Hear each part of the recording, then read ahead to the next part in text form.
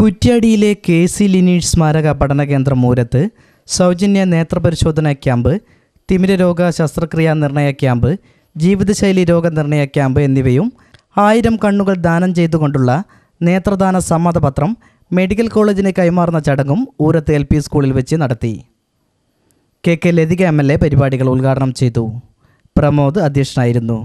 Government medical കോളേജിൻ്റെ സഹകരണത്തോടുകൂടി നേത്രപരിശോധനാ ക്യാമ്പും അതേപോലെ തന്നെ തിമിര ശസ്ത്രക്രിയാ നിർണയ ക്യാമ്പും ഇവിടെ നടന്നു വരുന്നു. വൻ ജനപങ്കാളിത്തമാണ് ഇതിലേക്ക് വന്നുകൊണ്ടിരിക്കുന്നത്.